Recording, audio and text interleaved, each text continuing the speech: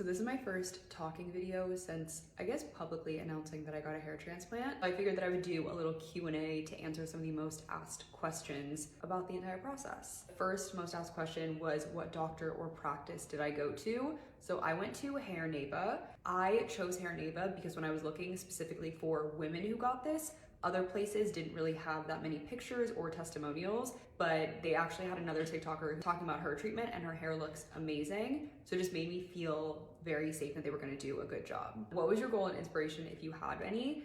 Honestly, I showed the picture and I'll show it again of just what my hairline looked like before I got it. And obviously in the front pieces, there was just starting to be a little bit of like sparseness. It was thinning in the middle. So a huge reason why I wanted to get the transplant was really just to fill those areas out, as well as also just make my hairline even. But I wanted something that was gonna be very natural. When I went in for the consultation when I was in Turkey, they had originally drawn a line that was more like round, which is a much more feminine shape, but I felt like it didn't fit my face. So one thing you do is that when you go for the consult in person, you talk to the doctor, they kind of draw it on, and then you kind of tweak it depending on what you want.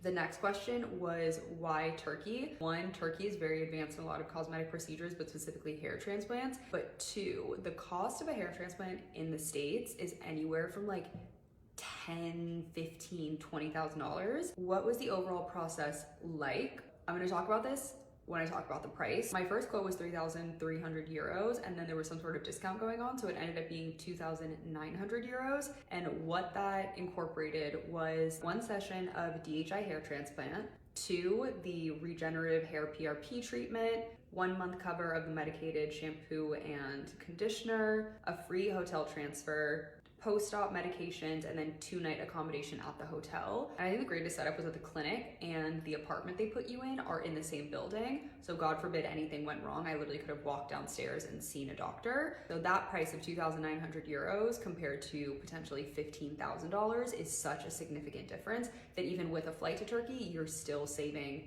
so much. And again, I feel like Turkey is a very medically advanced place for hair transplants. And sort of just to break down the way that they do it. So the first day you fly in, you have your rest day that you can kind of explore Istanbul. The second day you go in for your physical examination, and that will also be the day that you do the hair transplant, but this is where you meet with the doctor, where they kind of talk everything through.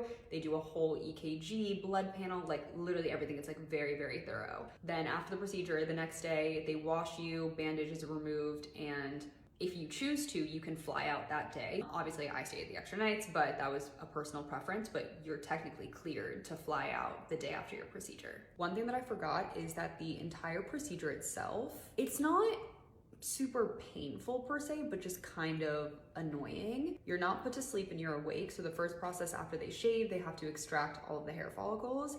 And the only part that I would say kind of hurt was just the numbing because your scalp is sensitive, but once they numb it, I couldn't feel a thing. However, it basically is kind of like a click of a pen as they extract all of the follicles. So you're sitting face down for like 3-ish hours, depending on how many grafts they're taking. And I could just feel click of the pen as it was taking the hair follicle. And after that, they give you a little bit of a break, but then they go straight into actually inserting it into the front.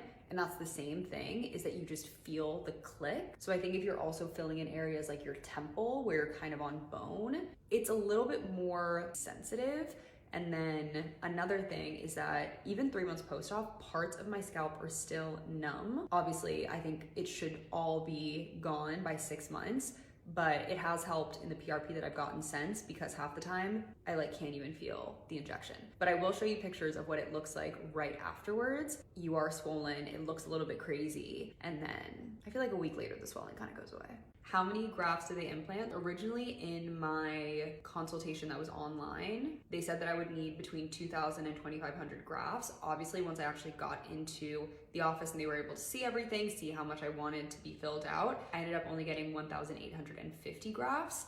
And basically the way that they do it and why they shave such a big area is so that when it's grown in, it looks very natural and you can't tell that those hair follicles are gone. So they'll basically take 1 follicle, move 3 or 5, then take another one. But as you can imagine, it's a pretty large area. And I'll also show you a picture of just how big it is. Thankfully, I do have like a lot of hair and a lot of curly hair. So when my hair is down, you would never know. It looks a little bit thinner in a ponytail, but it definitely is something to keep in mind that they will shave the back of your head. Another question was, did they have to shave the implantation area or the recipient area, your hairline?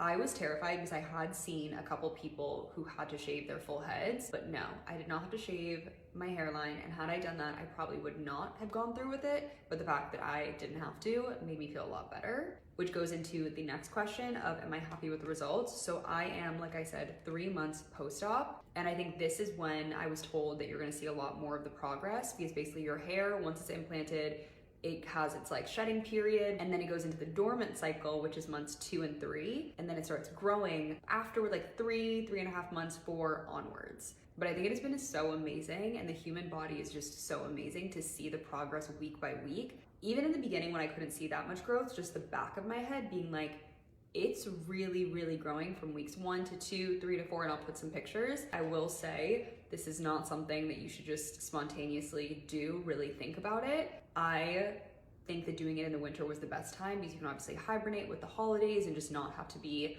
forward facing. But if you do choose to do it, keep in mind that you will not look fully normal for like 3 months. And would I do it again? I would.